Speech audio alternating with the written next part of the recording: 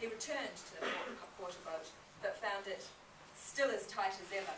You could not shove the quarter boats forward, he said later, because of the lifeboats. You could not shove them aft because of the mizzen rigging. Captain MacDonald was standing by the skylight on the poop, talking to the mate. I told you it would be so, I told you it would be so. Leaving the deck, the captain went down to the saloon to bid his passengers goodbye.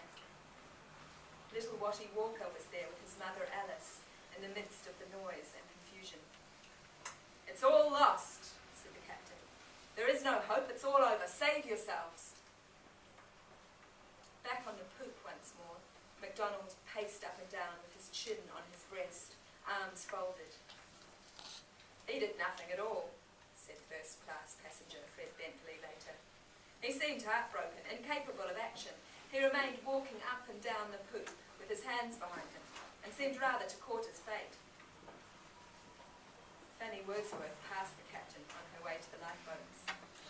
I would have spoken to him, she wrote later, but I knew he was a broken-hearted man.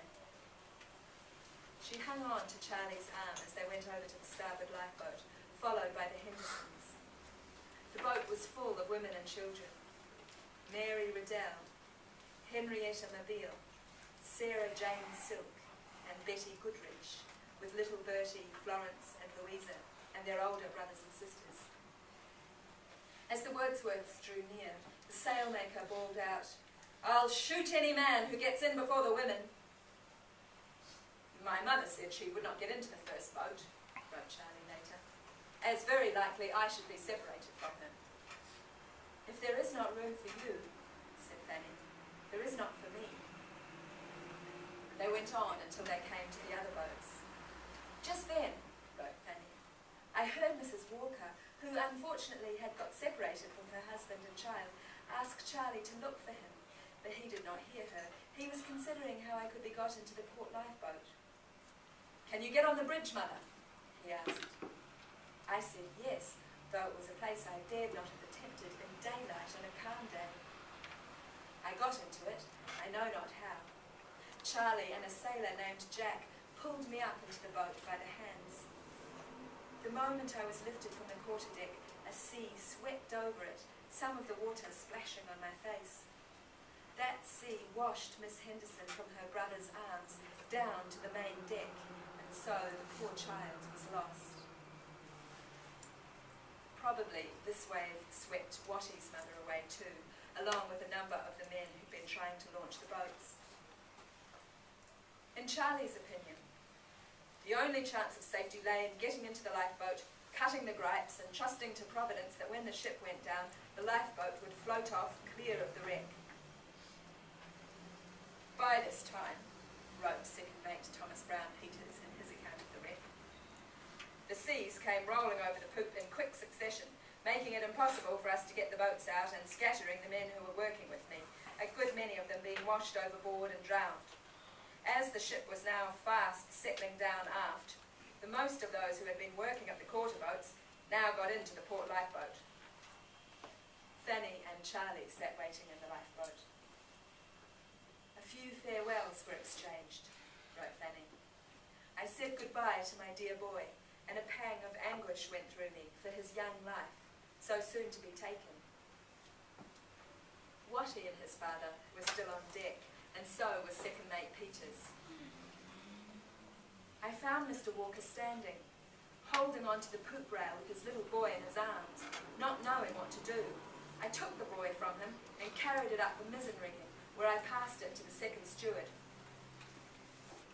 The young apprentice, Harold Turner, was already aloft when Peters climbed up with Watty.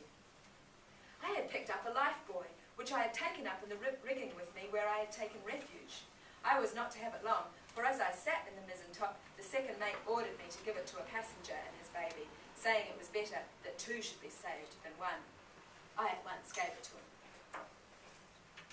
By now, there were 9 sailors and 9 passengers, huddled together in the port lifeboat. Fanny was the only woman among them.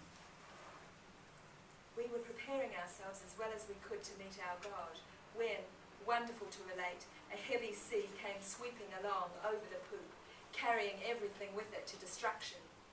But instead of dashing our boat to pieces, or tumbling it from the beams on which it stood down to the deck, it caught it up and miraculously floated us between the main and mizzen rigging into the sea.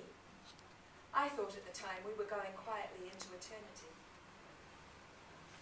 The wave washed us clean over the starboard side, wrote Charlie, knocking down on its way a strong rail, the standard compass, and our boat reached the sea in safety, though a little stove in.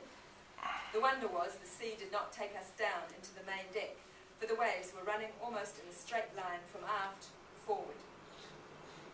I felt Charlie's grasp tighten, wrote Fanny, and with a prayer on my lips, I think I almost was gone. We had hardly breathed when Charlie suddenly almost threw me from him, and wrenching an oar out, shouted, "Saved! Saved by a miracle! Up, lads, and keep her off the ship!" As it came rolling over the poop to free the lifeboat, the wave also carried away Captain MacDonald, First Mate Ramsay, and helmsman Darky Fellows, Darky still clutching part of the wheel in his hand. All three men drowned.